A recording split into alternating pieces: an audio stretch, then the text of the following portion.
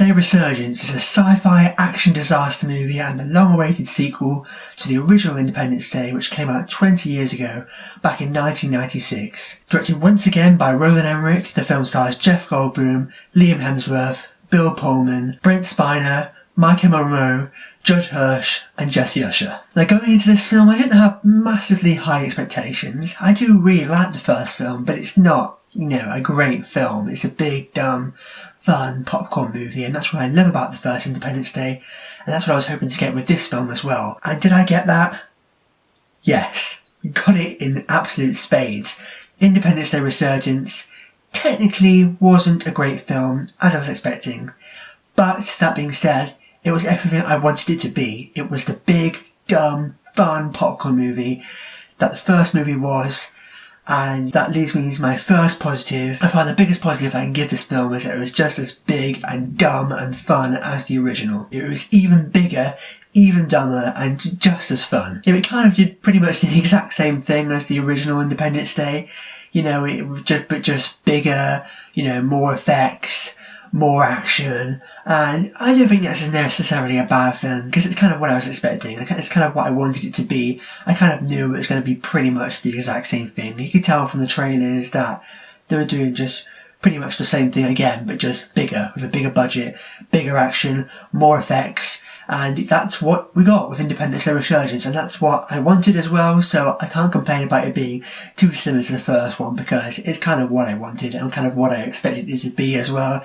I mean, there weren't many kind of individual scenes and moments that were kind of ripped straight from the first film, and in any other kind of franchise I would have been like, oh, that's a bit lazy, that's a bit stupid, why have you done that, that's a bit annoying.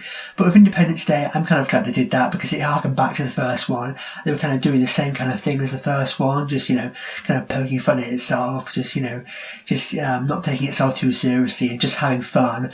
It's what I liked about the first one, and Independence Day Resurgence does that as well, so I was pleased to see that. It had the big bombastic action, the crazy spectacle, the silliness, the stereotypical characters, the cliches, the familiar tropes, the cheesy one-liners, but despite this, it wasn't eye-rolling, but rather actually kind of welcoming and pleasing and just like fun to experience once again. And another positive I have to give is that the characters were great, they're the stars of the show, and they were always at the centre and the heart of the action, and you care about the characters because you like them and you're rooting for them and you're having fun with them. All the characters are extremely likeable and funny and charismatic, both new and old, and that's what I really liked about this film, because there are some big blockbuster movies like Transformers which I can't get into because I can't get invested and engaged with what's going on, because you don't really care about the characters. And even though they've got the human characters there, you just don't really care about them. You're not really invested and engaged with what's going on. But with Independence Day,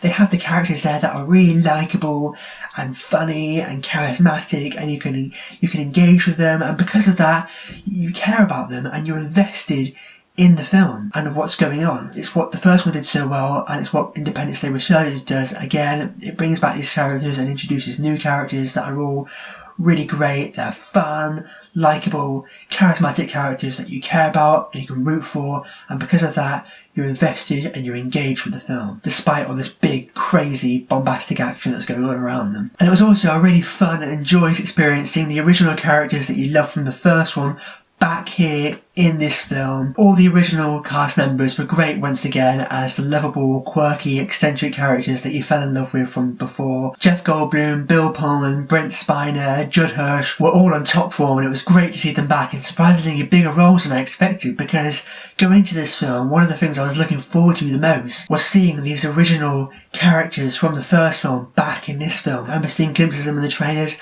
I'm really looking forward to seeing, Bill Pullman back as like the ex-president, Brent Spiner back as Dr. Oaken, Jeff Goldblum back of course, and one of my only reservations going into this was like, oh, they're probably only going to get really small roles. I was preparing myself for these characters to just have really small bit parts and that these new characters were going to take over. And they did introduce these new, younger characters that kind of took the lead and took the reins, so to speak. But at the same time, the original cast members came back from the first film, had surprisingly bigger roles than I expected. It was great because, like I said, I was really preparing myself for them to just have really small roles. I thought they were going to come back and just have a really tiny part, just a little bit part, or maybe even just a little cameo. But no, they had surprisingly quite big roles, especially Dr. Oaken. He had just as big, if not bigger of a role than he had in the first film, and I really liked that, because I thought with Dr. Oaken especially, he was going to be a character that they were just going to bring back and have just like a little, just like one scene or something, but no, he had quite a bigger a role in the whole film, as well as Bill Pullman and Jeff Goldblum, of course, and it was just great to see all the original cast members back, except of course Will Smith. But as much as I love Will Smith, and as great as it would have been to see him back, I don't think this film necessarily needed him, and I don't think Will Smith necessarily needs Independence Day anymore. He's gone into much bigger and better things. I'm looking forward to seeing him in Suicide Squad. Hopefully he'll be really good in that. Like I said, I didn't really miss Will Smith in this. I think it was fine without him, and like I said, it was great that they got all the other original members back in this. It was great to see them back here once again. But also, I have to give credit to the newcomers playing the younger, new characters.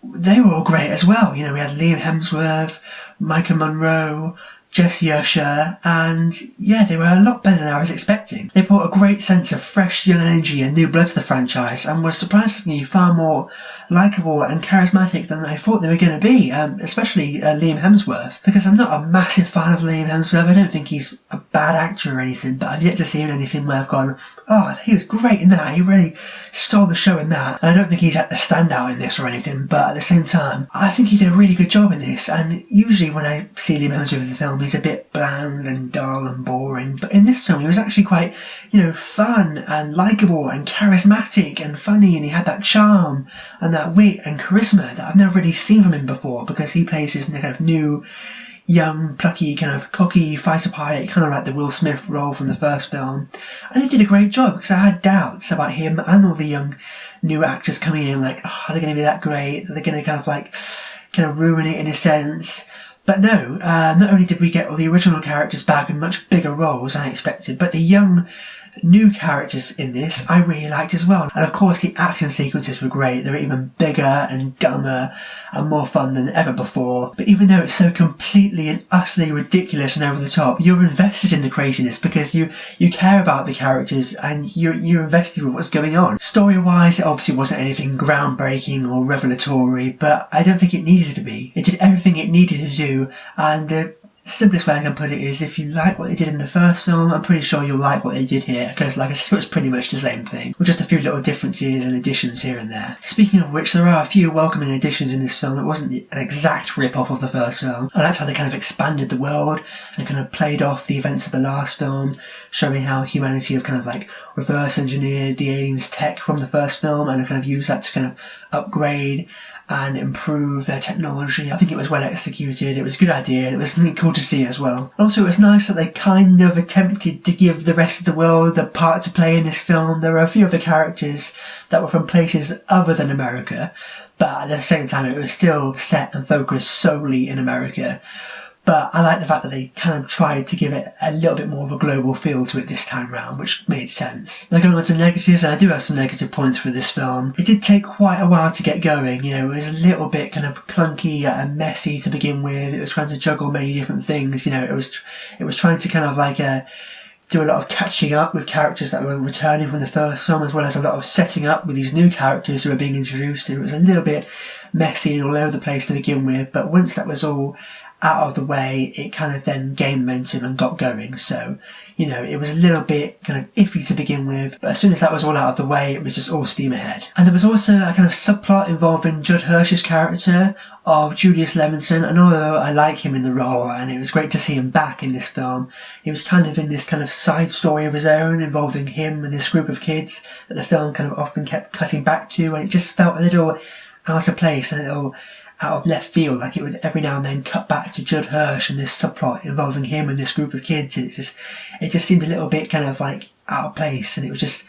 a little kind of distracting when it kept cutting back to that, because it just didn't feel like it was directly connected to the larger events of the film. But obviously once he ended up getting back into the fold, into the main story, that wasn't much of an issue then. And also there was a lot of expository dialogue in the film, so just dialogue of characters just spouting out things just to inform us as the audience of things we needed to know, of telling us what's going on, telling us what's going to happen. And there was many scenes, especially one scene in particular, I can't remember the exact scene, but it was just a lot of characters in a room and they were just always talking, they were all just blabbing stuff out, spouting kind of exposition at one another, or just telling us these things. It was just like all these characters just spouting out the reams and reams of expository dialogue at one another.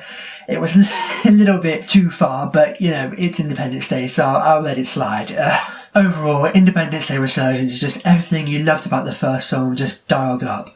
Bigger action, dumber plot, and more extravagant than ever before. With likeable and charismatic characters, an outrageously preposterous story, and brimming with outlandish humour and craziness galore, Independence Day Resurgence is just as big and dumb and fun as you would hope for. I'm going to give Independence Day Resurgence 4 stars.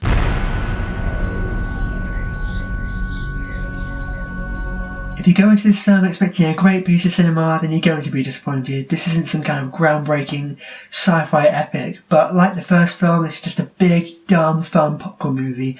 And if you're willing to accept it for what it is and just go along for the ride, then I really do feel like there is enjoyment to be had and you can have a great time watching this film. It's not as good as the first one, but it's still damn good fun. So there we go, that just about wraps up my review for Independence Day Resurgence. Have you seen the film yet? And if so, what do you think about it? Let me know down below, I'd love to know. And if you like this video, make sure to click subscribe to see more. But for now, I've been David O'Sullivan.